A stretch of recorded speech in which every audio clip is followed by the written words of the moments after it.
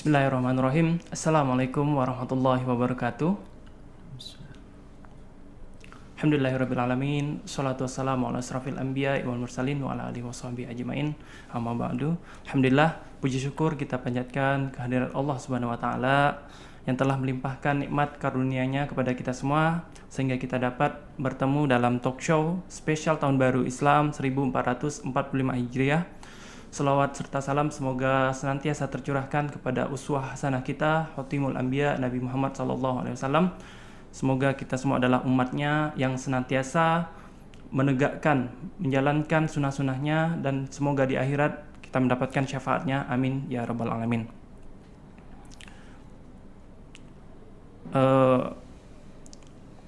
Telah hadir juga bersama kami di studio yaitu Ustadz Didik M. Nur Haris. Assalamualaikum Ustadz, apa kabar Ustadz? Alhamdulillah sehat. Alhamdulillah.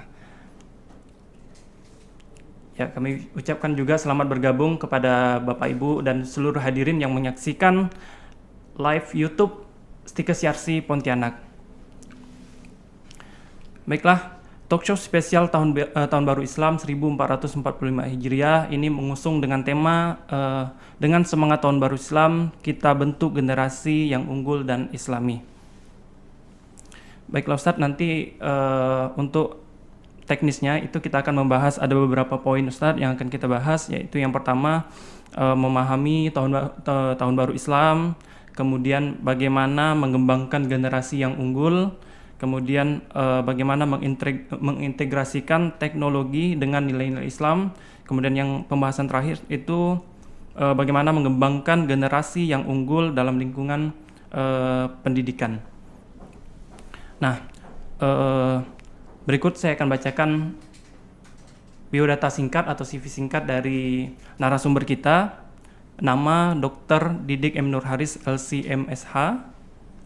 Tempat tanggal lahir Tuban 23 Maret 1976. Alamat Jalan Sungai Raya Dalam, Komplek Mitra Indah Utama 5. Ya, status menikah dengan 4 orang anak.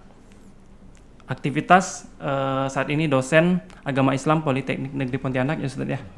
Oke, aktivitas sosial juga aktif di beberapa tempat, ya ini yang pertama pembina sebagai pembina Yayasan Pendidikan Al-Karimah Kalbar. Kemudian aktif di Sekretaris Dewan Syariah Masjid Raya Mujahidin Kalbar. Kemudian anggota bidang Fatwa MUI Kalbar. Kemudian yang terakhir ada pengasuh ODOT atau One Day One Tadabbur di Al-Ahsan Hadis Channel. Oke, baik Ustadz, kita masuki pembahasan tentang Tahun Baru Islam Ustadz. Jadi pembahasan dalam mindset saya itu Tahun Baru Islam itu di beberapa tempat itu ada yang melaksanakannya dengan pawai ta'aruf Ustadz, pawai ta'aruf salah satunya. Kemudian ada juga yang dengan pawai obor misalnya untuk memperingati Tahun Baru Islam. Nah, juga ada beberapa tempat di Sambas, seperti di Sambas itu di beberapa daerah itu melaksanakan memperingati Tahun Baru Islam itu dengan berkumpul bersama di masjid, baca doa selamat, kemudian makan ketupat, kemudian sepulang dari masjid ada juga saling mengunjungi seperti lebaran gitu Ustaz. Nah, itu beberapa penafsiran gitu kan ya di beberapa tempat terkait perayaan Tahun Baru Islam Ustaz. Nah, mungkin Ustaz bisa menjelaskan terkait bagaimana memaknai Tahun Baru Islam itu Ustaz. Tafadhal Ustaz.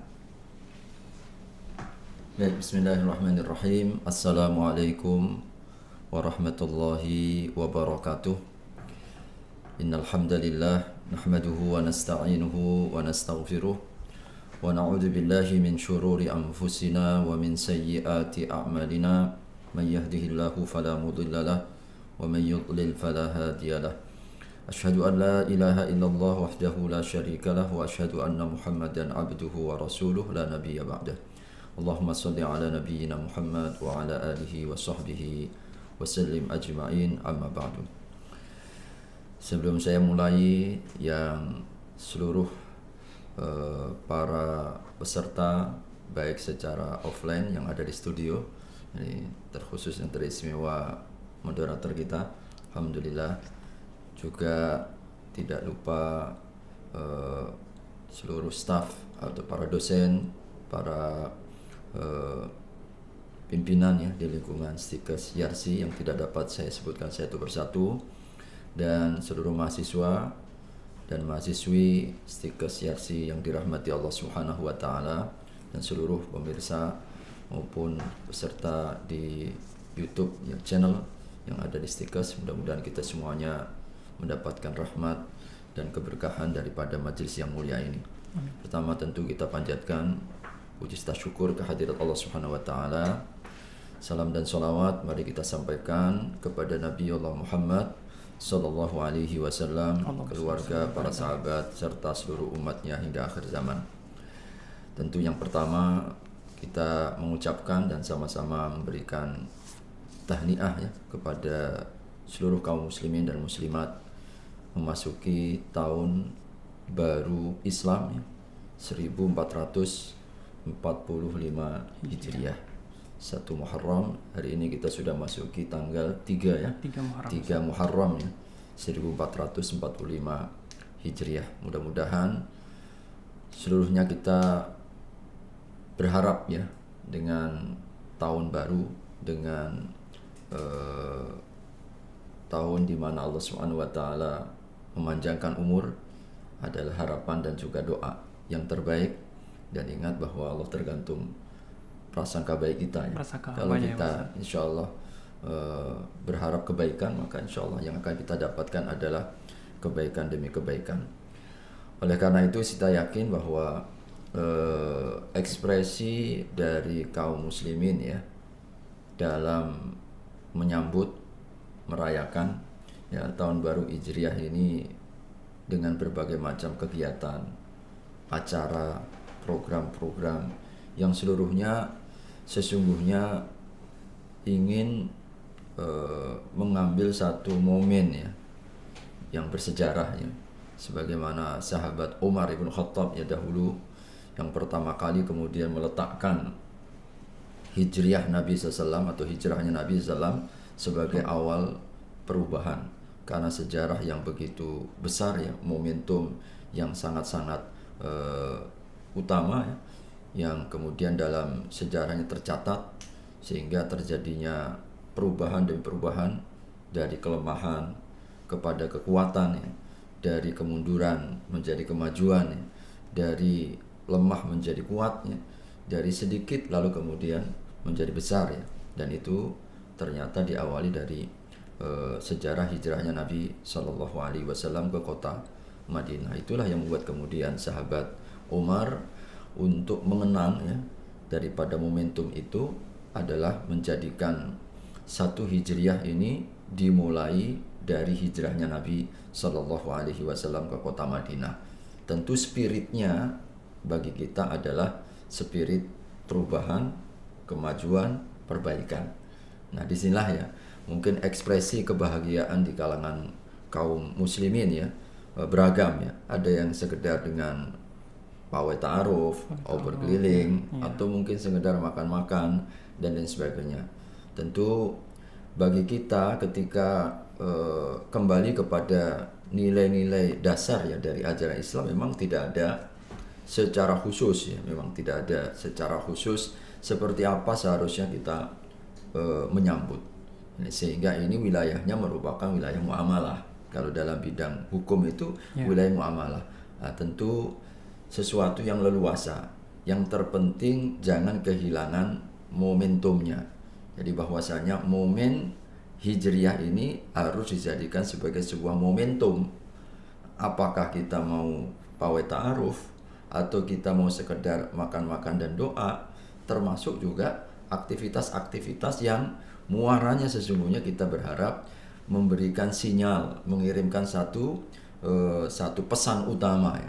Jangan sampai tahun baru Islam, tahun baru Hijriah ini berlalu sedemikian saja tanpa ada satu harapan, komitmen ya yang kita harus mesti lakukan. Karena pergantian waktu selalu mengandung doa ya di sana. Maka Nabi SAW beliau kalau setiap awal bulan ya, termasuk juga boleh kita laksanakan awal tahun, karena memang awal tahun itu diawali dengan awal bulan kan, 1 Muharram. Beliau hampir setiap bulan itu mengajarkan kepada kita kalau sudah memasuki tanggal baru, Nabi SAW itu doanya, Allahumma inni as'aluka al-yumna wal iman.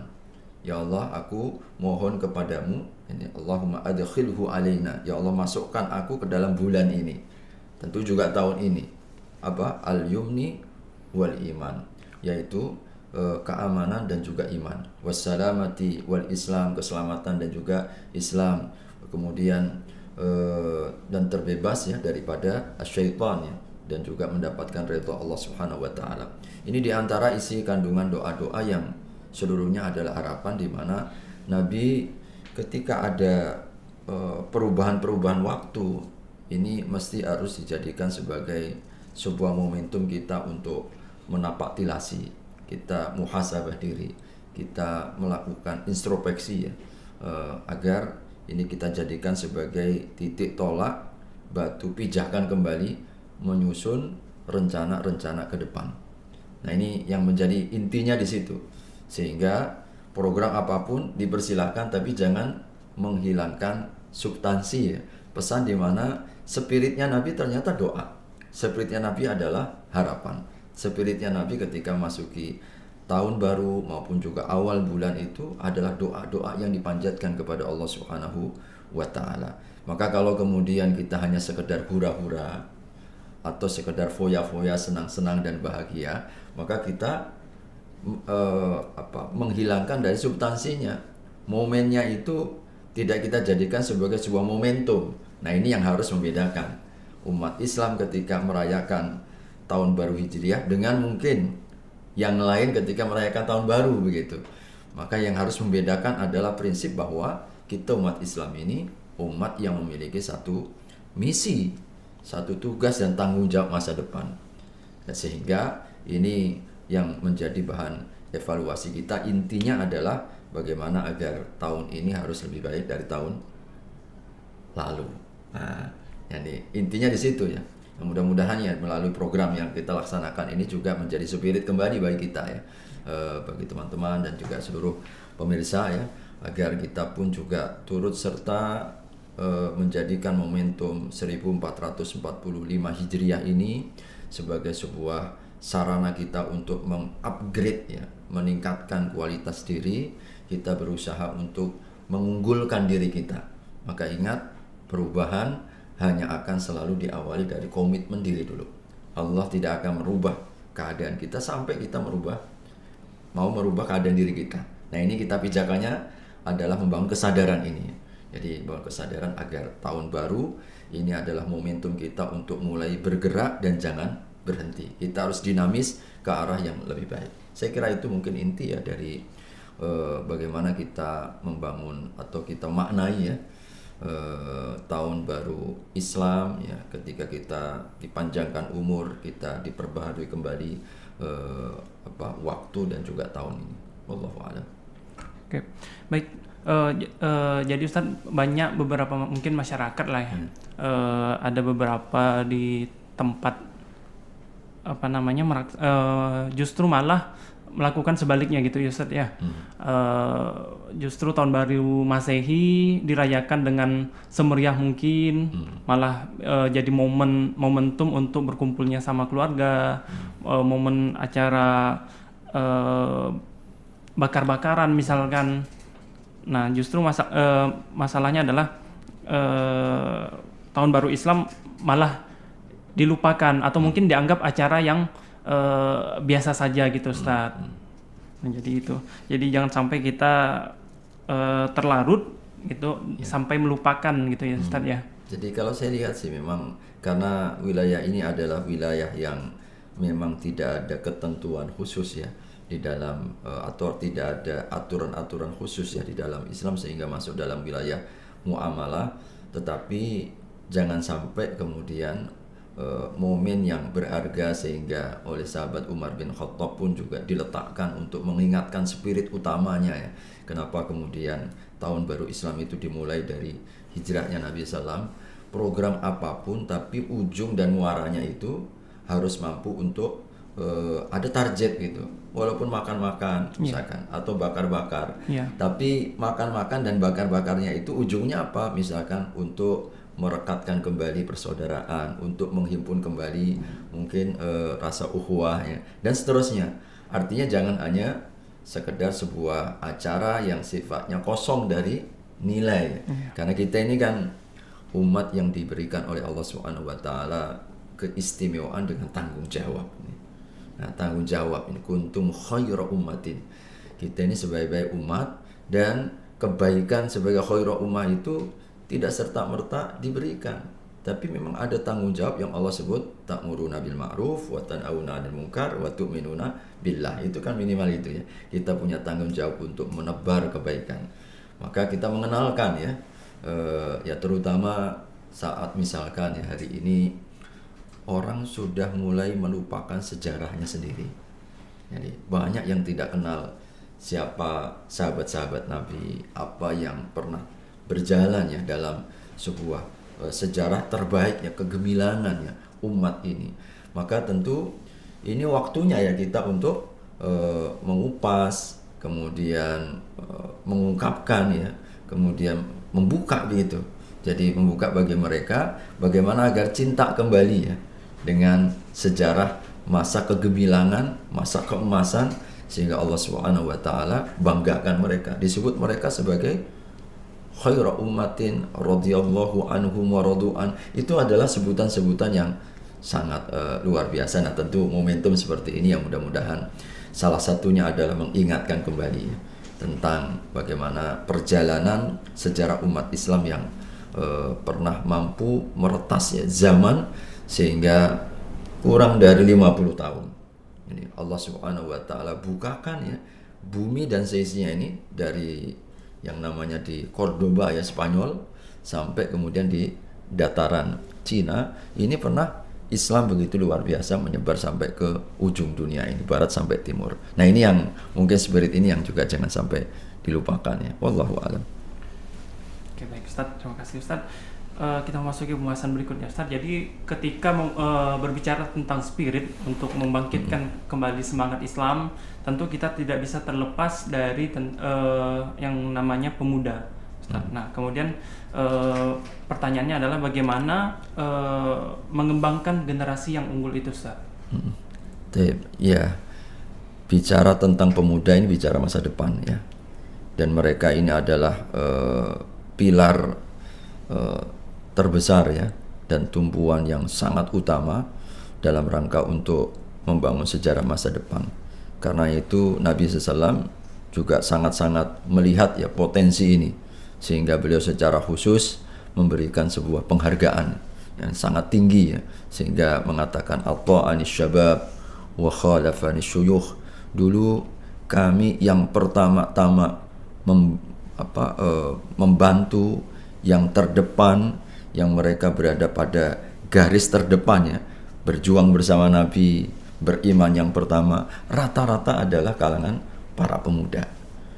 Dan ini penghargaannya sangat luar biasa.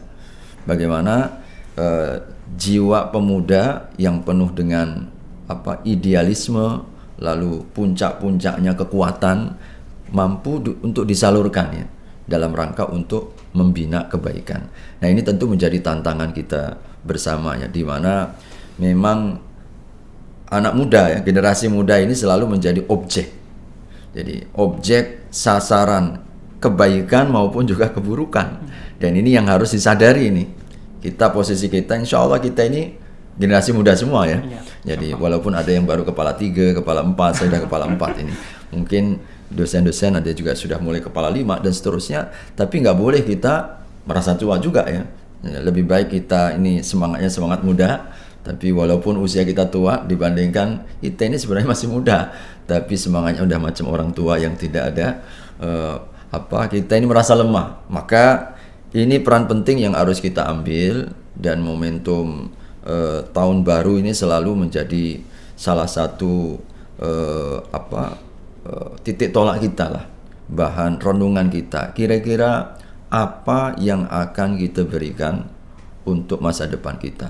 Sejarah hari ini adalah ukiran sejarah yang lalu, dan masa depan 10 tahun, 20 tahun yang akan datang, ini tergantung komitmen kita ini. Komitmen kita terhadap apa yang akan kita buat hari ini. Maka itulah yang nanti akan kita lihat di 20 tahun yang akan datang. Oleh karena itulah rasa tanggung jawab ini. Maka generasi unggul ini hanya akan mampu untuk kita lahirkan ketika kita sentuhkan, kita kenalkan dengan misinya. Jadi misinya, karena kalau dalam bahasa Al-Quran itu proses hijrah selalu diawali dengan iman. Innalladzina amanu wa hajaru. Orang yang ingin berubah itu landasannya harus kuat. Maka menghadapi masa depan, apalagi di era zaman modern yang luar biasa tantangannya ini, hal yang sangat diperlukan itu adalah kekuatan prinsip kita. Kita ini, anak muda ini harus punya nilai-nilai prinsip yang diimani, dan prinsipnya itu yang dibentuk, diarahkan, dibimbing oleh nilai-nilai unggul. Nah, nilai-nilai yang positif, nilai-nilai yang membawa kepada kemajuan yang sifatnya sifatnya progresif begitu ya. Jadi bukan kadang-kadang sekarang ini banyak mereka istilahnya membangun sesuatu yang sifatnya semu. Jadi tidak jelas begitu.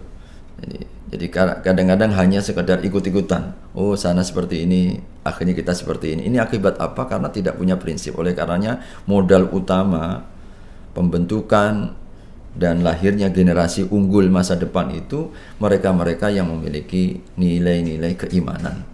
Dan disinilah peran pentingnya bagaimana agar agama itu mampu mewarnai. Sebab ini yang akan mampu menjadikan kita ini tegar seperti karang di lautan. Walaupun godaan, tantangan, tarikan yang begitu luar biasa, yang hampir secara keseluruhan boleh kita katakan zaman modern sekarang ini kadang-kadang menjanjikan kesenangan-kesenangan yang sifatnya semu. Jadi kesenangan-kesenangan yang sifatnya menipu. Dan tanpa disadari ternyata banyak yang menghilangkan, bahkan menyia-nyiakan waktu. Usia hilang tanpa ada sebuah karya. Waktu hilang tanpa ada sebuah prestasi yang kita torehkan. Nah, ini yang seringkali melenakan ya sebagian generasi muda kita dari peran-peran utama ya. Maka masing-masing kita ini dibangun dengan bekalan-bekalan ilmu ini yang harus kita jadikan sebagai sebuah bekal utama. Sebagaimana Nabi SAW ketika membentuk generasi lalu kemudian lahir generasi terbaik, khairul quruni qarni, ini ternyata sebagaimana Ibnu Mas'ud mengatakan, kami dulu belajar iman. Ya, kunna nata'allamul iman qabla an nata'allamul Qur'an. Kami dulu itu mengokohkan iman. Kami membangun nilai-nilai prinsip-prinsip keyakinan. Nah, ini yang harus kita kuatkan kembali, iman kepada Allah. Jadi rukun iman yang 6 itu memang perlu kita asah terus ya, kita gali terus ya. Apa arti makna ketika kita ini beriman kepada Allah Subhanahu wa ta'ala? Maka satu contoh saja, yang benar-benar mengenal Allah tidak mungkin atas putus asa.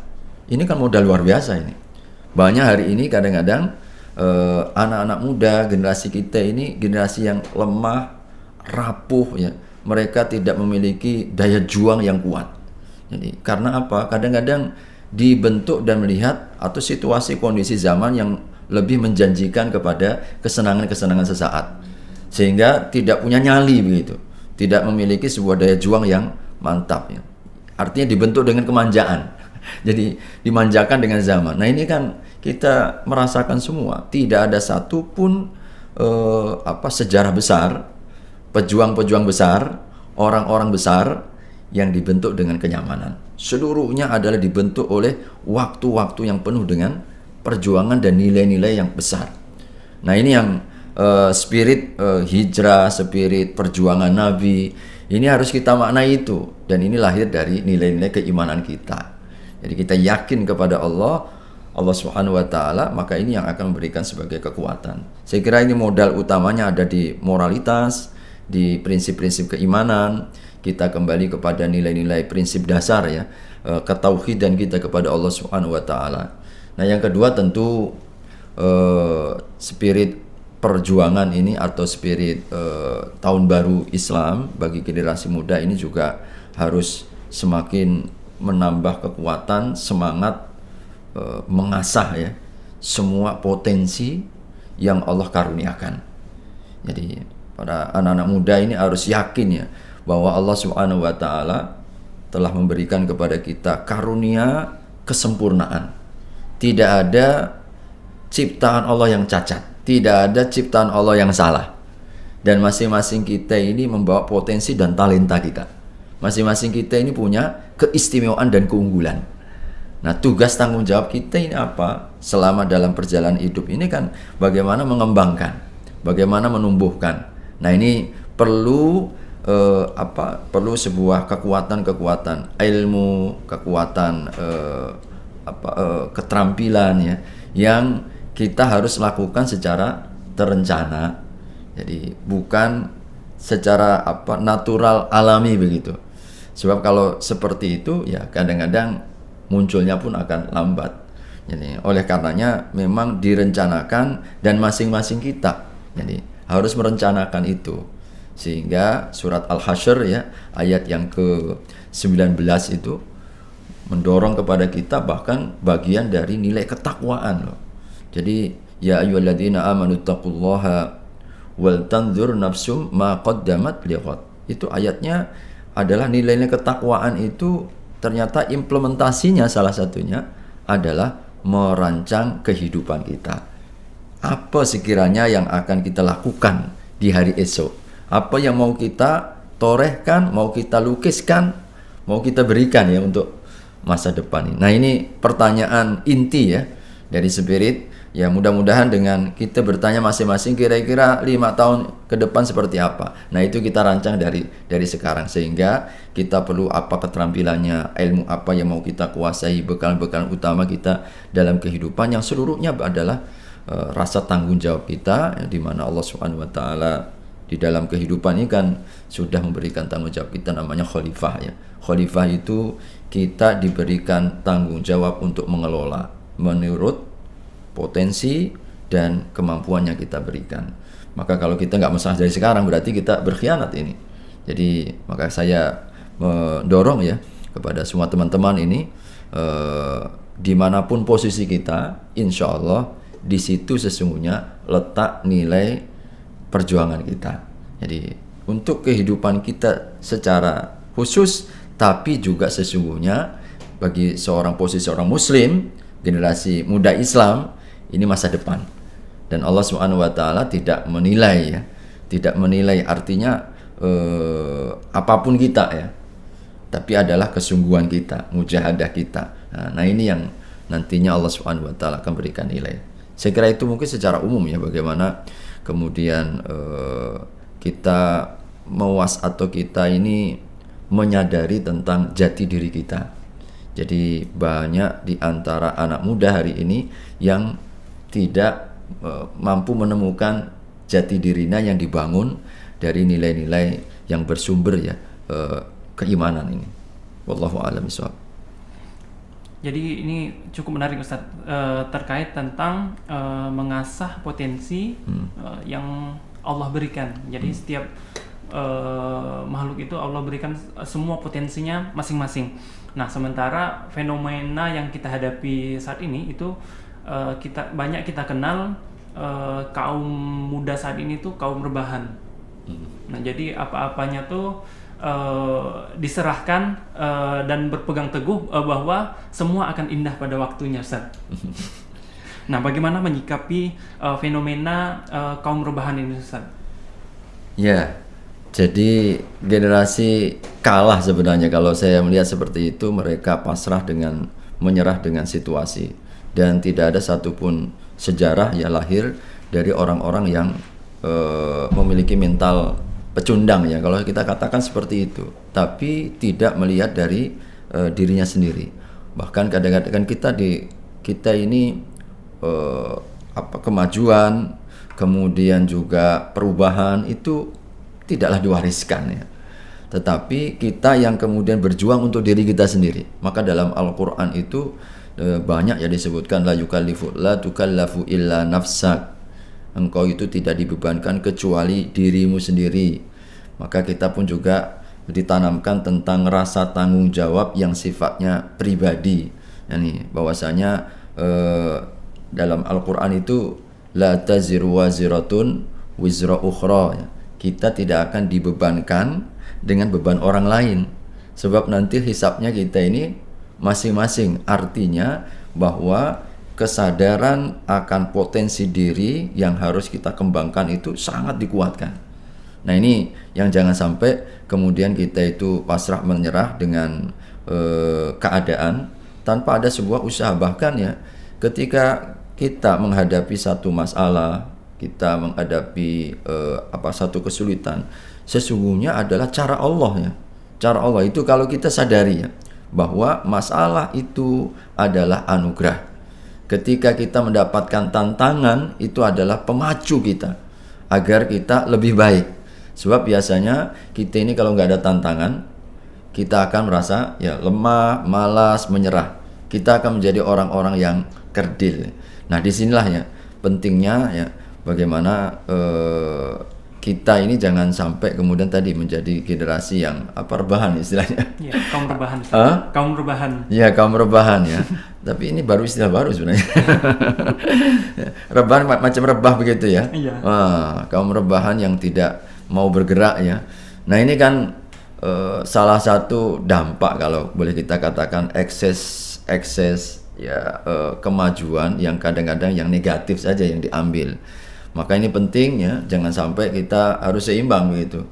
Jadi berkumpullah dengan orang-orang yang semangat, berkumpullah dengan orang-orang yang maju ya, berkumpul dengan orang-orang yang sudah sukses, maka kita akan menjadi sukses. Tapi kalau kumpulan kita ini dengan ya lingkungan-lingkungan yang tidak memberikan dorongan, spirit, ini salah satu sebab ya kenapa kita itu juga maju. Lalu kita pasrah menyerah dengan keadaan kita. Pada saat kalau kita ini sebenarnya punya potensi yang luar biasa, jadi yang bisa diasah, yang luar biasa.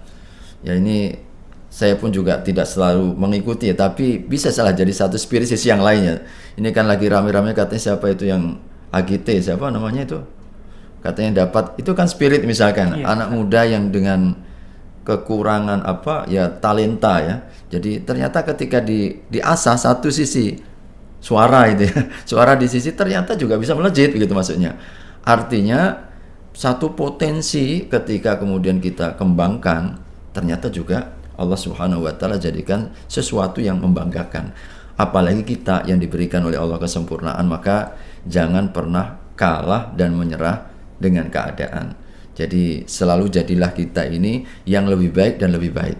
Maka sejarah orang-orang yang sukses itu harus menjadi pemandu kita.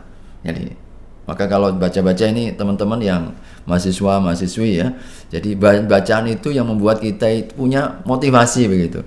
Orang-orang sukses ya. Jadi ada buku-buku yang membuat kita mendapatkan inspirasi. Maka kita pun juga akan semangat begitu. Tapi kalau yang dibaca buku yang novel, percintaan, lalu kemudian patah hati. Nah, yang terjadi itu tadi ya, pasrah menyerah, kita tidak memiliki peran yang bisa dibanggakan begitu. Bukan tidak boleh, tapi jangan menjadi menu harian begitu.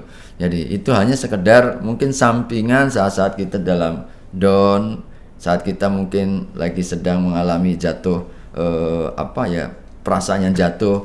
Nah, buku-buku seperti itu sebagai sebuah penyeimbang saja. Jadi agar kita tidak terlalu serius sehingga nanti kita patah di tengah jalan kan. Tapi jangan juga itu menjadi bahan bacaan ya. Nah, ini penting ya, saya terus terang terutama di kalangan mahasiswa ya dan juga mahasiswi ini salah satu motor pembakar yang paling kuat itu bahan bacaan. Jadi bahan bacaan, kenapa dalam Islam kemudian sangat didorong ya, baca, Iqra, sampai Al-Quran itu sepertiganya Al-Quran isinya sejarah. Ya, sepertiganya itu isinya sejarah. Sesungguhnya memberikan pesan kuat bagi kita. Kalau kita ini mau sukses, Allah janjikan kunci sumber kesuksesan seorang muslim itu kitab suci Al-Quran. Lalu ada sepertiganya isinya sejarah. Sesungguhnya cara paling efektif untuk menjaga stamina, semangat, spirit, daya juang ya, kita tahan banting dengan masalah dan tantangan dalam kehidupan, itu ternyata belajar dari masa lalu, belajar dari sejarah. Ini ketika orang misalkan ya, orang mendapatkan tantangan ketika diuji dalam konsisten ya, dalam kebenaran, misalkan ini surat hari Jumat, Ashabul Kahfi, 7 orang pemuda yang mereka memiliki idealita, yang mereka memiliki satu cita-cita, kebaikan dan kebenaran, walaupun harus menghadapi tantangan zaman pada waktunya yang tidak bersahabat. Tapi demi itu semua rela dia untuk menjaga konsistensinya, meskipun resikonya ya sampai dikejar-kejar, lari bersembunyi ke goa 350 tahun, ditidurkan oleh Allah, dibangkitkan lagi, ternyata keadaan sudah berubah. Allah rubah, sebagaimana dulu mereka dikejar-kejar, ternyata 350 tahun kemudian dibangkitkan dalam keadaan apa yang dulu dia perjuangkan itu menjadi kenyataan. Sehingga kan ketika bangkit, kalau kita lihat dalam surat Al-Kahfi itu kan mereka berbondong-bondong untuk menghormati mereka, bahkan membangunkan masjid untuk mereka. Ini kan jangan sampai kita istilahnya takut untuk bermimpi. Kita takut untuk memulai. Nah, semangat-semangat seperti ini kan kita dapatkan dari mana? Dari sejarah. Ya, mudah-mudahan teman-teman yang kita bangun ya, artinya bangun dari mimpi tanpa sebuah aksi begitu. Jadi, maka belajarlah kita dari sejarah, karena begitu syarat sekali pesan-pesan kehidupan ini untuk kita jadikan pengalaman pelanggan hidup ya. Wallahu a'lam. Baik Ustaz, jadi berbicara tentang tantangan zaman ya Ustaz ya. Saat ini kan kita berada di era di mana teknologi itu tidak terlepas dari kehidupan kita sehari-hari Ustaz.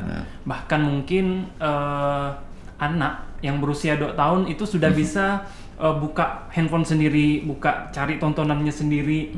Nah, bagaimana Ustaz mengintegrasikan teknologi ini agar tidak terlepas dari nilai-nilai Islam, Ustaz? Baik, jazakumullah khair. Ya, teknologi yang sekarang membanjiri ya kehidupan modern kita ini sesungguhnya alat yang sifatnya atau netral ya. Tidak dilarang juga tidak diperintahkan. Ini sesuatu yang sifatnya mubah kalau hukumnya. Berarti tergantung kita. Jadi pelakunya ini, sehingga tidak dihukumi haram juga tidak dihukumi halal secara mutlak begitu, tergantung mau kita kemanakan. Maka nilai pemanfaatan, tujuan ini yang kemudian menentukan hukum berikutnya. Kalau digunakan untuk hal yang positif, maka insya Allah ini menjadi sarana yang paling cepat untuk menggandakan amal soleh kita. Tapi dia juga seperti ibarat pisau yang bisa saja menggores kita, membuat luka kita, maka kita harus berhati-hati. Maka disinilah ya peran pentingnya bagi kita pengendalian dan juga pembentengan. Oleh karenanya kita mensikapi teknologi modern yang sedang berkembang ini ya dalam sikap kehati-hatian, kewaspadaan, tapi juga kita menaruh sebuah harapan besar. Jadi menaruh harapan besar. Oleh karenanya bagi kita ini rata-rata anak muda kita ya. Jadi yang muda-muda ini tentu harus betul-betul kita manfaatkan dalam rangka untuk meraih, manfaatkan teknologi yang ada untuk meraih cita-cita kita, untuk meraih mimpi kita dan harapan kita. Dan ini sangat-sangat terbuka, yang tidak ada pada zaman sebelum kita. Dulu orang kesulitan untuk menulis buku cetak dan sebagainya. Sekarang hampir semua perpustakaan digital, semua data digital. Begitu mudahnya bagi kita untuk dapat mengakses informasi, bahkan antar dunia ini bisa hanya beberapa detik. Nah, tentu ini adalah peluang ya. Satu sisi peluang yang betul-betul harus dimanfaatkan. Maka mesti harus kita fokus tadi ini. Jadi fokus terhadap cita-cita dan harapan kita. Oleh karenanya lagi-lagi menghadapi era digital dan teknologi yang sangat berkembang ini, kekuatan yang paling efektif untuk mampu membentengi kita adalah nilai-nilai agama, nilai moralitas ya, kesadaran kita ditanamkan tentang misalkan takut kepada Allah, sikap muraqabatullah ya, merasa kita ini merasa diawasi oleh Allah.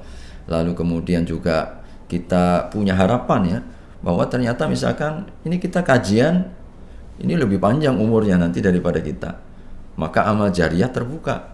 Jadi Nabi SAW ketika menjadikan bahwa satu kalimat saja, satu ayat saja yang kita sampaikan tidak menutup kemungkinan ada orang yang mendapatkan hidayah, orang mendapatkan spirit, semangat, maka kita mendapatkan pahala yang sama yang dilakukan oleh orang tersebut. Maka ini kan peluang ya.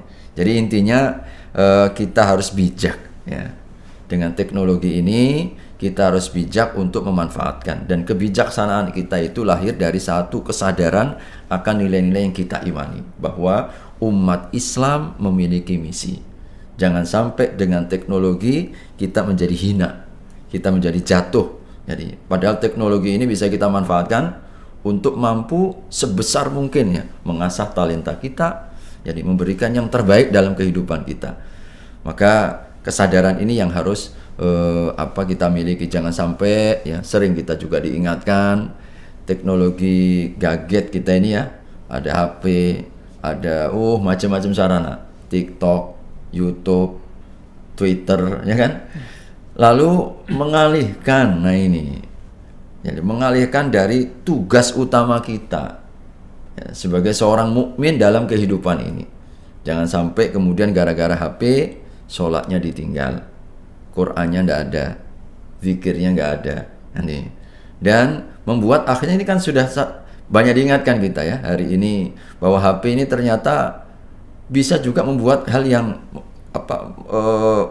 menjarangkan atau kita ini memutuskan silaturahim karena merasa udah cukup kita pakai HP. Akhirnya orang nggak ada yang ziarah antar sesama, cukup dengan WA. Ini kan bisa seperti itu. Bahkan kadang-kadang sekarang ini kan banyak orang asing di tengah keramaian, karena kadang orang berkumpul tapi masing-masing sibuk dengan dirinya sendiri, tidak ada tegur sapa, tidak ada kita ini saling komunikasi. Ini yang sering kali terjadi.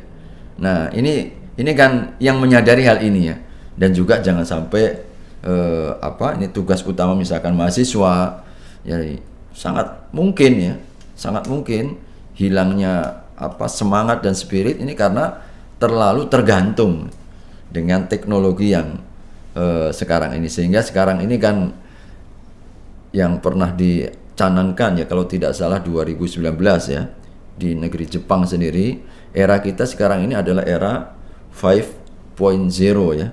Jadi masyarakat 5.0, jadi 5.0 bukan lagi 4.0, dimana kalau masyarakat di era 4.0 itu adalah di mana ditandai dengan digitalisasi dan perkembangan teknologi yang begitu luar biasa menguasai sendi-sendi kehidupan kita. Dan ternyata ini sudah mulai dirasakan dampaknya. Manusia tidak lagi kemudian menjadi subjek ya. Jadi manusia ini sekarang semua digantikan oleh teknologi ya. Bahkan sudah mulai muncul berbagai macam penyiar radio, penyiar televisi sudah pakai animasi, sudah bisa di setting sedemikian rupa, robot-robot sedemikian banyak. Nah ini ternyata sudah mulai disadari, sehingga masyarakat sosial 5.0 ya, ini adalah bagaimana kembali kepada nilai-nilai sumber daya manusia. Jangan sampai kemudian dengan era digitalisasi ini menjadikan kita asing di tengah kehidupan yang sesungguhnya ini, sehingga diperlukan kebijaksanaan. Nah ini kita lagi yang menjadi fokus, dan kesadaran ini sudah mulai dimunculkan ya, dan diseminarkan. Kalau saya baca itu mulai munculnya di tahun 2019 ya, yaitu kesadaran bagaimana manusia harus yang menjadi objek. Jadi menjadi subjek, bukan objek.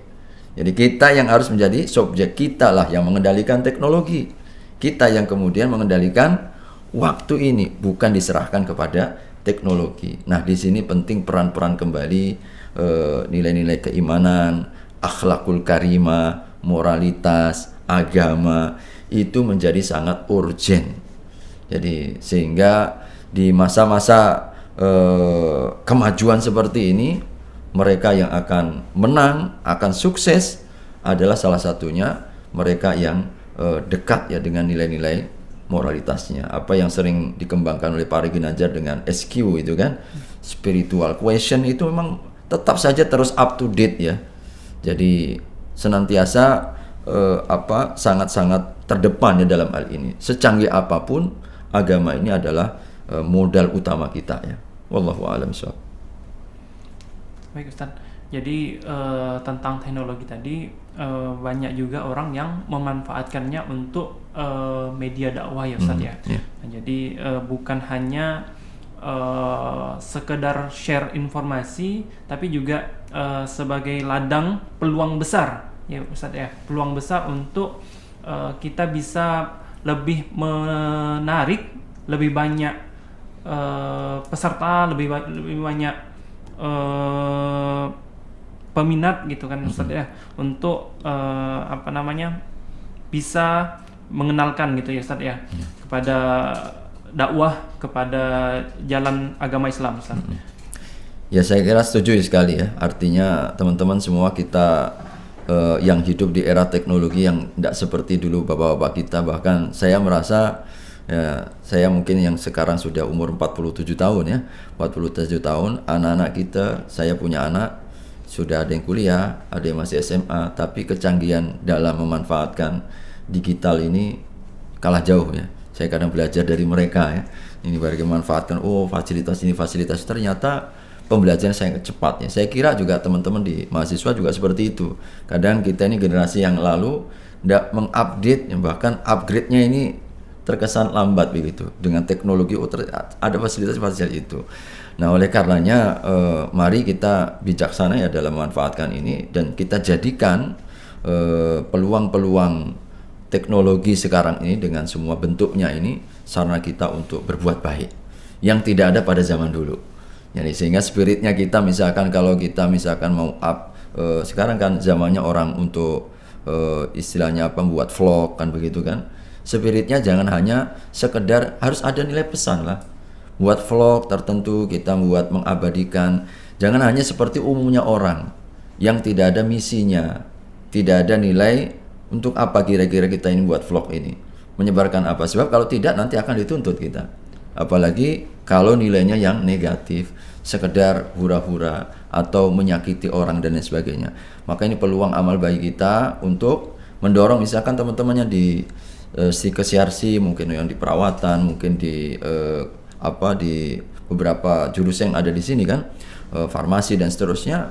Ini bisa menjadi salah satu sarana bagaimana agar umat Islam, kita ini sebagai umat Islam misalkan, jadi mampu menawarkan begitu bagaimana keperawatan yang baik misalkan ya, atau mungkin hal-hal yang terkait dengan bidang kita lah. Semuanya kita bisa ya. Seorang dokter dengan profesi dokternya, seorang mungkin insinyur dengan keinsinyurnya, apakah teknik arsitektur, teknik sipil dan seterusnya. Bahkan juga semuanya bisa terlibat memanfaatkan. Tentu pesan utama nanti ujungnya itu tadi. Jadi bagaimana agar kita semakin mengajak orang dekat dengan Allah, dekat dengan petunjuk agamanya.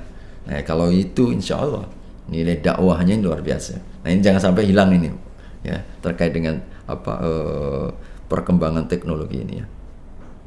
Baik, luar biasa sekali. Baik Bapak Ibu, sebelum kita memasuki pembahasan terakhir ya, kami membuka sesi untuk pertanyaan. Bapak Ibu bisa komen di kolom komentar YouTube atau WA ke nomor admin.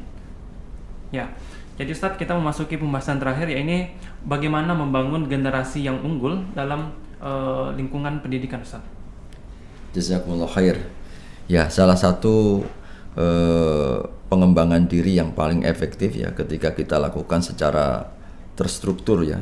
Maka pendidikan ini adalah sarana kita yang paling utama ya dalam rangka untuk menyiapkan generasi masa akan datang. Pendidikan ini menjadi pilar paling utama. Keemasan satu bangsa selalu dimulai dari pendidikannya. Maka kalau kita ini memperbaiki pendidikan, maka sesungguhnya kita memperbaiki masa depan, kita memperbaiki bangsa ya, negara. Oleh karenanya saya kira kita sepakat ya melalui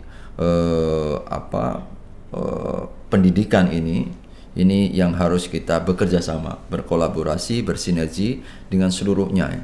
Jadi mahasiswa dengan dosennya, dosen dengan seluruh kalau di sini ada yayasan, kemudian juga kita dengan seluruh stakeholder yang ada di pendidikan, bagaimana agar kita mengacu kepada pendidikan yang lebih efektif ya, dan lebih memiliki satu target begitu. Nah, oleh karenanya khusus ini bagi para mahasiswa, jadi tolong manfaatkan betul ini ya sarana pendidikan ini dalam rangka untuk kita membangun jati diri kita. Jadi karena waktunya sangat terbatas, momentumnya belum tentu terulang. Mumpung Allah masih berikan kesempatan untuk menjadi mahasiswa, maka jadilah mahasiswa yang terbaik, mahasiswa yang unggul, mahasiswa yang bisa dibanggakan, expert di bidang kita masing-masing. Bukan saatnya lagi kita hanya sekedar ijazah, tapi saat ini adalah bagaimana keterampilan yang kita letakkan, maka miliki dan temukannya dari sekarang ini, mumpung kita masih dalam proses pembelajaran, adalah untuk menemukan titik-titik unggul ya dalam diri kita masing-masing, lalu kita coba asah terus ya pada titik keunggulan kita itu, maka kita nanti akan menjadi yang expert pada bidangnya, yang mungkin bisa melanjutkan ke S1, S2, S3, teruskan. Yang mungkin akan bidangi spesialisasi tertentu, maka fokuskan di situ. Karena ternyata sekarang ini yang akan muncul itu adalah nilai keunggulan. Boleh kita mempelajari apapun, tetapi ada satu bidang tertentu yang memang kita kuasai. Nah, ini yang secara khusus ya bagi kita, dan juga mungkin bagi kita semuanya para dosen, mari kita memberikan sebaik mungkin yang terbaik seluruh pengalaman dan keterampilan yang selama ini mungkin Allah karuniakan kepada kita dalam rangka untuk membina, membentuk generasi yang akan datang. Ingat bahwa dunia pendidikan ini adalah amal jariah terbaik yang nanti akan memanjangkan umur kita, menambah nilai amal soleh kita. Kalau sudah meninggal, yang berguna hanyalah ilmu yang bermanfaat, ilmu yang kita sebarkan. Maka kita bersemangat ini, semua yang terlibat dalam pendidikan ini dilibatkan Allah dalam kemuliaan, karena Nabi mewariskan kita ilmu dan pengetahuan.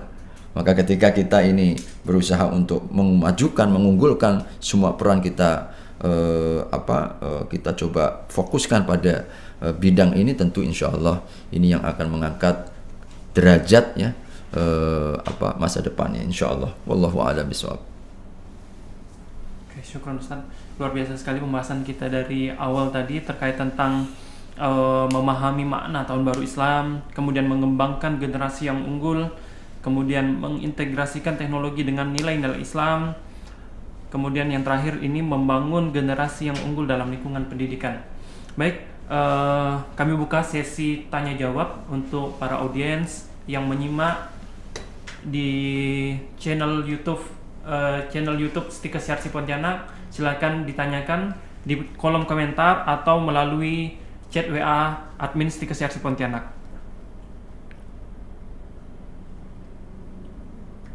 Ini sudah masuk Ustadz, ada satu pertanyaan, izin saya bacakan Ustadz ya.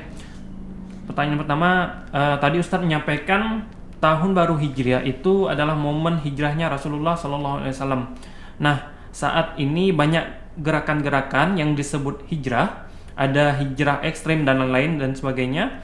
Ini menjadi hal positif. Nah, namun hijrah yang benar-benar hijrah itu seperti apa, Ustaz? Baik, jazakumullah khair.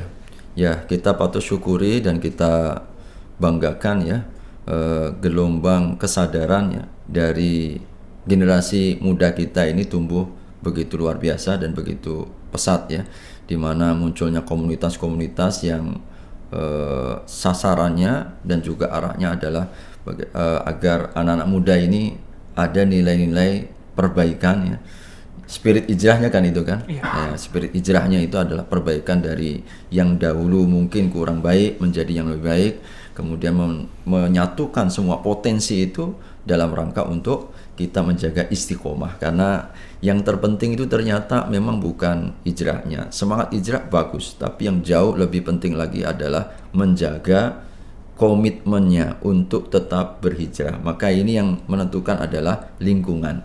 Jadi lingkungan itu, maka semangat kita untuk berhijrah ini jangan sampai kemudian juga menghilangkan salah satu caranya yang paling efektif adalah kita dengan melakukan komitmen ini ya. Nah, tentu yang patut kita dukung ya dalam hal ini hijrah yang dimaksud ini adalah yang baik ya. Jadi yang baik dan benar. Maka ini insya Allah berkumpulnya mereka-mereka yang punya komitmen untuk berhijrah ini sebagai salah satu cara kita. Jadi cara kita. Maka Nabi memberikan satu arahan yang sifatnya universal, bahwa hijrah dari Mekah ke kota Madinah ini sudah tertutup. La hijrata ba'dal fathi. Setelah pembukaan kota suci Mekah tidak ada lagi hijrah yang namanya geografis, perpindahan dari Mekah ke kota Madinah. Tetapi hijrah ini terbuka sampai hari kiamat adalah dengan meninggalkan semua hal yang negatif. Yang disebutkan oleh Nabi, al-muhajir, siapa orang yang berhijrah itu? Man hajaro amma nahahullahu anhu, yaitu yang meninggalkan nilai-nilai yang kurang baik, meninggalkan yang dilarang, meninggalkan dosa. Karena seluruh yang membahayakan dilarang oleh agama itu pasti nilainya ada mudarat di sana. Pasti hanya akan membuat kita hina, jatuh, lalu kita rendah ya, secara manusia maupun juga di hadapan Allah Subhanahu wa taala. Oleh karenanya saya kira buat komunitas sekecil apapun. Sekarang ini ada komunitas orang untuk sholat subuh berjamaah, komunitas untuk orang ngaji bersama, komunitas orang untuk hijrah sampai ya sebutan nama apapun. Ya, sepanjang substansinya adalah kita membentuk satu lingkungan yang lebih kondusif, itu intinya. Maka itu adalah utama, dan itu yang dimaksudkan Nabi SAW untuk kita berjamaah. Ya, kenapa kita perlu kebersamaan? Karena kata Nabi, setan itu beraninya sama yang sendiri. Ketika kita sama-sama, dia jauh lebih dia tidak akan mampu untuk menggoda. Karena energi positifnya itu ketika kita pertemukan itu yang membentuk akhirnya kita sama-sama semangat. Dan oleh karena ketika kita mulai punya komitmen untuk berhijrah, maka tantangan utama itu adalah ujian. Kita pasti akan diuji. Maka mujahadah itu penting, dan yang membangun kebersamaan ya komunitas-komunitas itu. Ya, sehingga silahkan sepanjang nilainya kebaikan, kita ngumpul-ngumpul, tidak hanya sekedar ngumpul. Kita mungkin ada tadarus Quran, tapi setelah itu kita mungkin bisa komunitas farmasi, komunitas mungkin keperawatan ya. Kita lalu melakukan sebuah gerakan-gerakan sosial ya, kemasyarakatan. Tentu ini jauh lebih memberi arti ya dari sekedar kumpul-kumpul biasa. Maka saya kira itu ya mungkin patut kita syukuri, dan tinggal bagaimana kita pilih saja. Jadi kita pilih mana yang sekiranya sesuai dengan potensi dan karakter kita masing-masing ya, untuk membentuk, melibatkan ya dalam komunitas-komunitas hijrah itu. Wallahu a'lam. Baik, syukron Ustaz atas jawabannya. Nah, kita masuki ke pertanyaan kedua. Ini di masa sekarang itu dengan kemajuan teknologi yang semakin maju, ini maka bagi anak muda itu banyak sekali peluang untuk berpacaran atau melalui chat misalnya, melalui teleponan mungkin, ataupun video call misalnya. Nah, bagaimana agar hal ini bisa diminimalisir Ustaz, atau mungkin bisa dicegah bagi generasi penerus bangsa? Baik, jazakumullah. Ini sudah pada masalah-masalah keremajaan ini ya. Iya. Dan itu real, tidak kita nafikan. Ya, jangankan anak seusia yang sudah mulai kuliah ya. Anak-anak SD sekarang sudah pandai untuk saling, apa istilahnya itu, ada anak muda itu saling jodoh-jodohkan begitu ya. Iya. Ini punya pacar katanya, padahal baru anak usia kelas 3 udah punya pacar anak kelas 2, atau mungkin ada abang kelas dengan adik kelasnya dan seterusnya. Memang ini sudah zamannya. dan tentu kita harus mensikapi secara bijak. Jadi secara bijak. Memang kalau kita belajar dari orang-orang tua kita dulu ya, orang-orang tua kita dulu itu banyak yang cerita dengan kita gimana dulu ketika ketemu dengan bapak ya. Ternyata nggak ada model pacaran-pacaran begitu. Model-model dulu kalau kita cerita jadi jodohkan, ketemu sekilas, lalu kemudian mereka karena sudah istilahnya ada chemistry kalau bahasa kita ya. Sudah ada rasa kenyamanan, kecocokan, langsung nggak pakai macam-macam gitu ya. Bahkan dulu kalau orang-orang tua kita dengar-dengar cerita mereka, kalau ada yang sampai dibawa laki-laki yang belum mahramnya itu aib besar. Ini kan takarannya sekarang agak berubah ya. Agak berubah. Kalau ada anak gadis misalkan, ada orang tua sebagian yang nggak seluruhnya ya. Mereka kalau anak gadisnya ini nggak bisa bawa laki-laki lain, ini apa aja kerjaanmu nih? Masa nggak ada calon, tunjukkanlah ke mama, ke bapak. Ada yang sampai begitu. Ini kan berubah takaran ini kan. Nah ini tentu tanggung jawab kita juga ya. Ada tanggung jawab lain. Tapi intinya begini ya. Jadi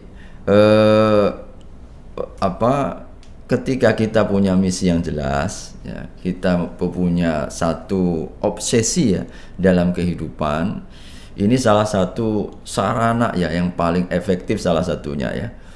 Jangan sampai kemudian ada hal-hal perkara-perkara yang akan bisa mengalihkan dari tujuan utama.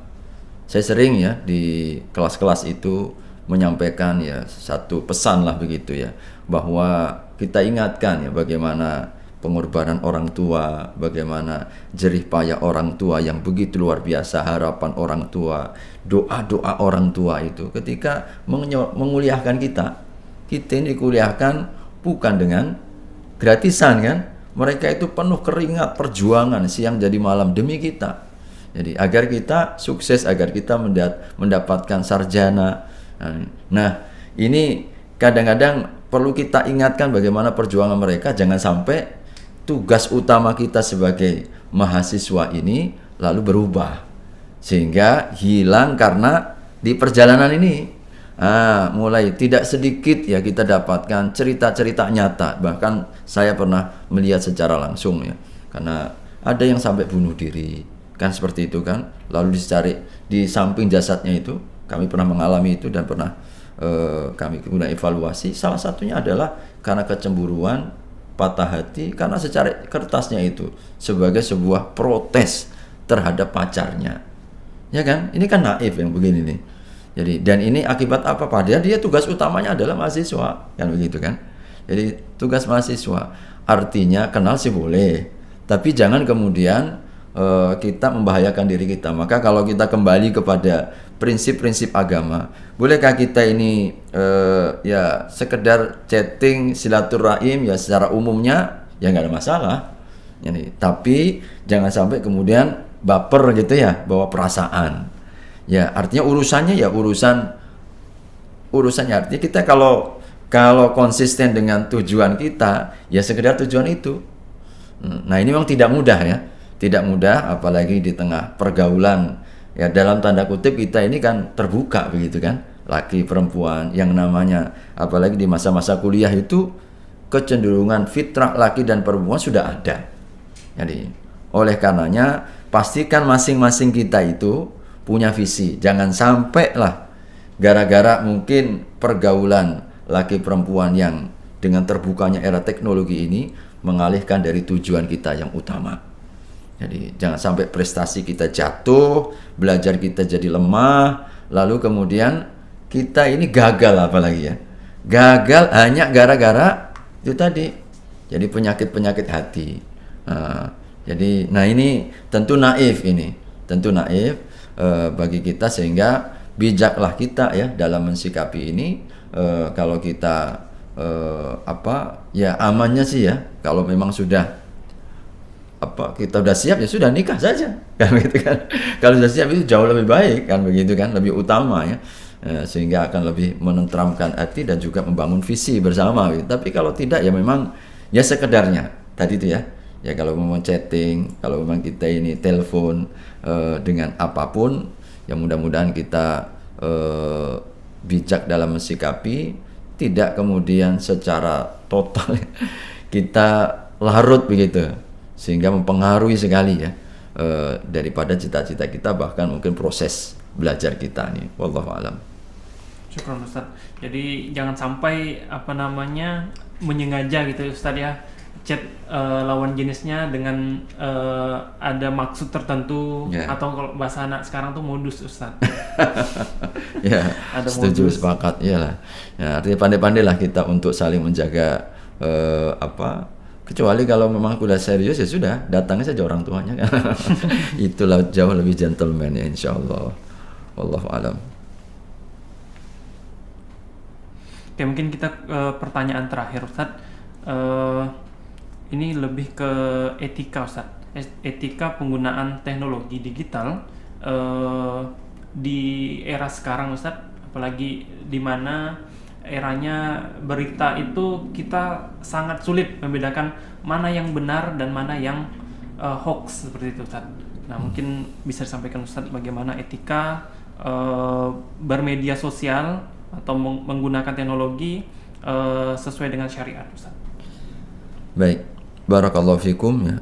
Kalau kita baca di dalam surat Al-Hujurat ya, ayat ke-6 itu, bimbingan Allah kepada kita kaum yang beriman ya ayyuhalladzina amanu in ja'akum fasiqun binaba'in fatabayyanu.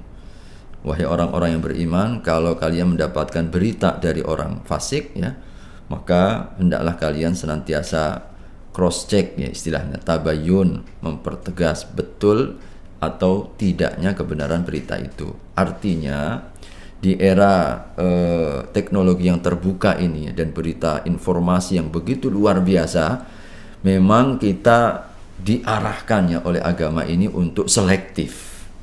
Jadi selektif. Nah, yang menyeleksi ini kita sendiri. Artinya tidak semua berita langsung dipercaya, tidak semua berita langsung kemudian kita pastikan kebenarannya. Ini terlebih kalau sudah menyangkut dengan orang lain. Jadi tentang berita keburukan orang lain, maka disitulah mengapa kita dilarang dalam prinsip agama itu suudzon, negative thinking, berprasangka buruk yang belum tentu benar. Makanya kalau kita mendengar ada berita-berita apapun yang sudah menyangkut orang lain, langsung exit.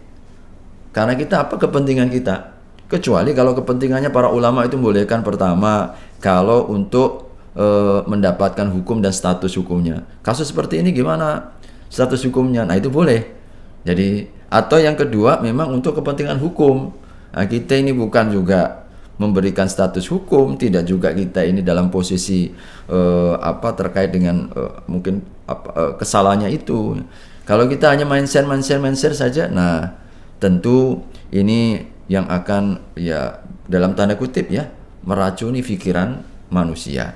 Jadi oleh karenanya bagi kita ya dalam masalah berita ini ya, kita harus selalu senantiasa selektif, kita harus senantiasa cross check ya kebenarannya, bahkan juga share konten-konten dalam urusan agama itu, misalkan contoh ini kan kebaikan, yang murni kebaikan pun kadang-kadang perlu hati-hati juga ini. Mungkin kita khawatir ya mengajarkan sesuatu yang ternyata ajarannya itu ajaran yang tidak ada dasarnya, alias ajaran sesat kan begitu kan. Kita mindset ternyata orang mengamalkan, kita akan terkena dosanya juga itu. Makanya kalau terkait yang bukan bidang kita, sebelum kita menge-share, tanyakan dulu kepada ahlinya. Oh, benar nggak ini? Betul nggak ini? Jadi, nah ini tentu menjadi rasa tanggung jawab kita ya. Artinya kita perlu seleksi tentang berita-berita itu, dan jangan memberikan atau jangan sekali-kali kita memberikan komen yang sekiranya akan memperbesar masalah. Bahkan orang Islam itu selalu bagaimana kita memperkecil yang namanya masalah itu terjadi, sehingga dalam rangka untuk mendamaikan ya, kalau dalam prinsip Islam kan begitu, mendamaikan antara dua orang yang sedang berseteru, boleh kita melakukan kebohongan. Oh begitu, iya sampai sebegitu, dalam rangka untuk memperkecil daripada dampaknya. Jadi berbohong untuk apa? Mendamaikan. Ya contoh misalkan kita tahu ada teman, dua orang teman ini memang persaingan yang nggak sehat. lalu selalu bersaing. Dan kita tahu karena dibakar oleh mungkin apakah persaingan, ya macam-macam ya. Bahkan bisa juga persaingan karena rebutan apa? Ya rebutan pacar.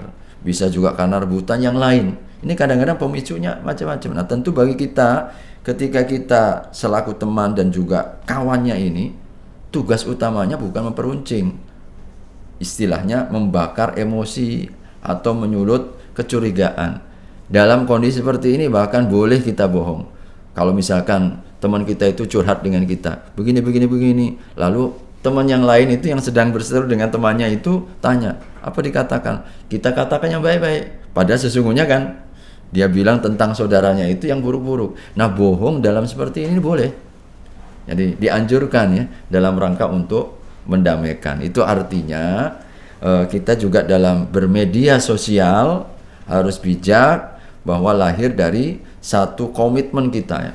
Bagaimana melalui berita dan informasi itu mempersatukan saudara kita, semakin mengokohkan ya persaudaraan mereka, tidak kemudian membuat orang ini curiga, buat orang kemudian jadi permusuhan di antara kita. Maka kita masuk dalam kelompok namanya namimah, orang yang mengadu domba.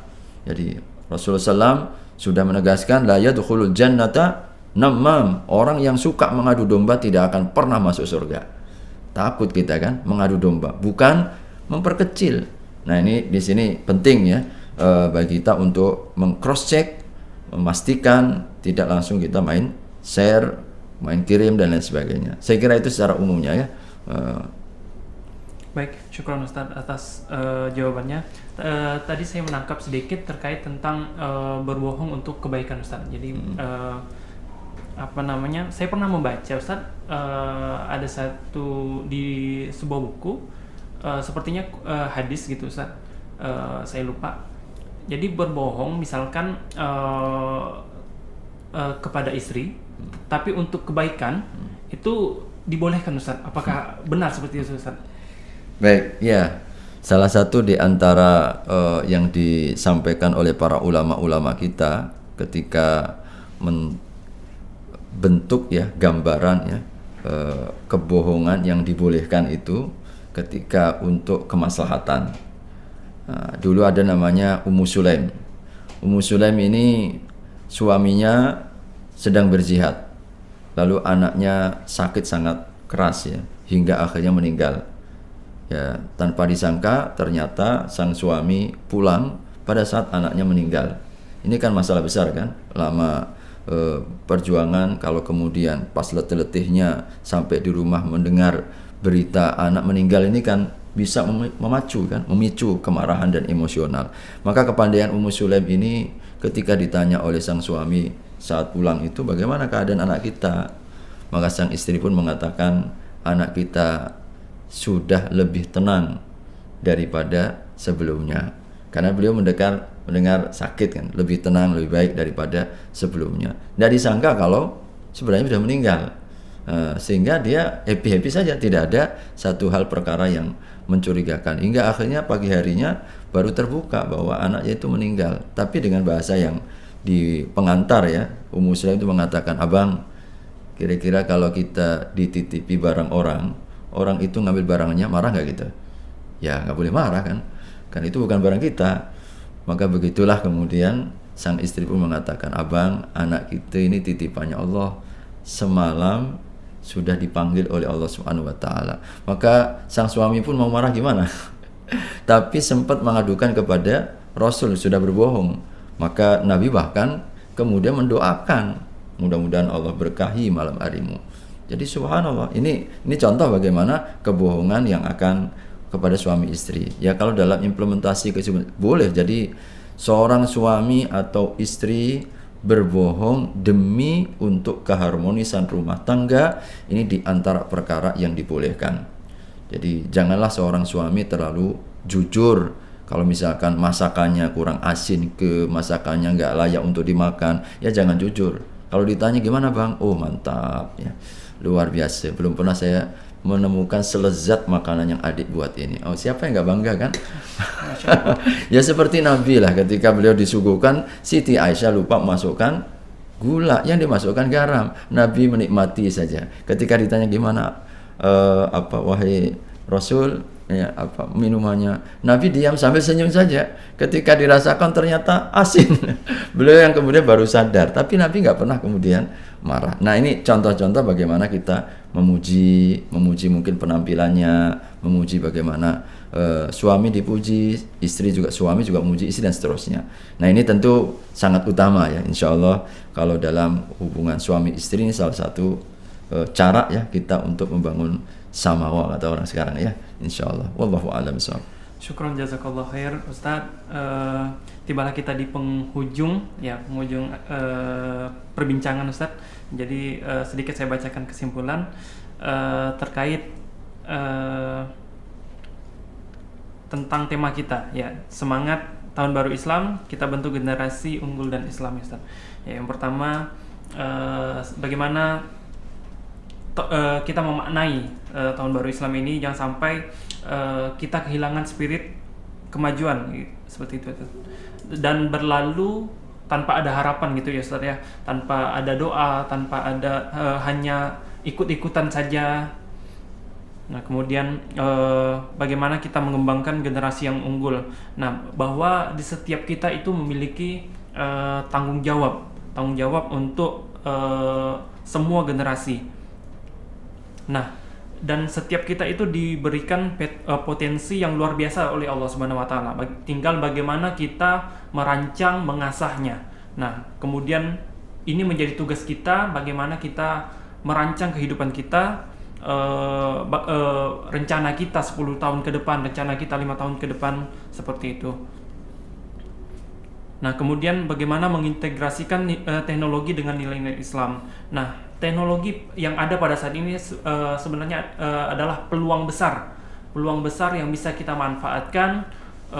Teknologi bagaimana bisa membantu kita dalam kehidupan kita sehari-hari, bahkan teknologi juga bisa membantu kita bagaimana mengenalkan Allah melalui media dakwah. Dan yang terakhir membangun generasi unggul di lingkungan pendidikan. Ya, ini kita perlu bersinergi dengan semua pihak, baik itu dari lembaga pendidikannya, kemudian mahasiswanya. Kita harus menyadari apa posisi kita saat hadir di satu lembaga pendidikan, misalnya terutama mahasiswa. Nah, harus menyadari bahwa tugas utama kita ada di kampus adalah untuk belajar. Baik, itulah mungkin sedikit kesimpulan yang bisa saya sampaikan, yang bisa saya simpulkan. Tibalah kita di penutup acara, yaitu pembacaan doa. Saya mohonkan kepada Ustaz untuk memimpin doa Ustaz. Kepada Ustaz. أعوذ بالله من الشيطان الرجيم بسم الله الرحمن الرحيم الحمد لله حمدا يوافي نعمه ويكافئ مزيده يا ربنا لك الحمد كما ينبغي لجلال وجهك الكريم وعظيم سلطانك اللهم صل وسلم وبارك على نبيك ورسولك محمد صلى الله عليه وسلم وعلى آله وصحبه وسلم أجمعين ربنا ظلمنا أنفسنا وإن لم تغفر لنا وترحمنا لنكونن من الخاسرين Allahumma ya Allah, segala puja serta puji kami panjatkan di hadapan-Mu atas nikmat, karunia, rahmat dan kasih sayang ya Allah. Karuniakan kepada kami kekuatan, karuniakan kepada kami ya Allah keteguhan, kesabaran ya Allah, ketinggian derajat dan kemuliaan dalam akhlak kami. Engkaulah ya Allah yang merubah-rubah hati dan jiwa manusia. Rubahlah selalu ya Allah hati-hati kami kepada jalan keimanan dan kebenaran. Cintakan kami ya Allah dengan petunjuk-Mu dan juga petunjuk Rasul-Mu. Jadikan ya Allah Rasulullah sallallahu alaihi wasallam sebaik-baik ya Allah pembawa petunjuk yang terus kami titi dan kami ya Allah senantiasa jaga ya Allah. Allahumma ya Allah bangun kekuatan hati kami. Berikanlah ya Allah keberkahan dalam umur dan usia kami. Karuniakan kepada kami ya Allah ilmu yang bermanfaat. Karuniakan kepada kami ya Allah pendidikan yang insya Allah akan membawa maslahat bagi bangsa, negeri dan agama kami ya Allah. Jauhkan sejauh-jauhnya ya Allah dari semua sifat yang Allah yang akan membawa kepada kehancuran, kehinaan ya Allah, dan masa depan yang suram ya Allah. Kokohkan dan teguhkan persaudaraan di antara kami. Jauhkan sejauh-jauhnya ya Allah dari segenap kebencian, permusuhan, iri dan dengki ya Allah. Bingkai kami ya Allah dalam kebaikan demi kebaikan. Titipkan kepada kami ilmu yang bermanfaat. Berikan kepada kami ya Allah peluang dan kesempatan untuk dapat berperan ya Allah hari ini lebih baik daripada hari yang lalu, dan masa depan kami ya Allah, masa depan yang akan memberikan manfaat kepada sesama ya Allah. Karuniakan kepada kami ya Allah kekuatan. Berikan kepada kami ya Allah kesabaran ya Allah. Berikan kepada kami ya Allah keteguhan hati ya Allah. Allahumma ya Allah, kami mohon di hadapan-Mu dengan segenap permohonan. Ampunkan dosa-dosa kami, ampunkan kedua orang tua kami ya Allah, ampunkan seluruh guru dan dosen-dosen kami ya Allah. Jadikanlah ya Allah mereka mendapatkan keberkahan ilmu, keberkahan hidup, keberkahan rezeki, dan seluruh keberkahan yang Kau berikan kepada kami ya Allah. Karuniakan kepada kami ya Allah ilmu yang bermanfaat, rezeki yang halal, dan karuniakan kepada kami ya Allah hati-hati yang senantiasa tegar, sabar dan teguh ya Allah menghadapi berbagai macam rintangan masa depan. Hanya kepadamu semata tempat kami mohon, hanya kepadamu semata ya Allah tempat kami bersandar. Rabbana taqabbal minna innaka antas sami'ul alim wa tub alaina innaka antat tawwabur rahim. Rabbana atina fid dunya hasanah وفي الآخرة حسنة وقنا عذاب النار وصلى الله على نبينا محمد وعلى آله وصحبه وسلم سبحانك ربك رب العزة عما يصفون وسلام على المرسلين والحمد لله رب العالمين.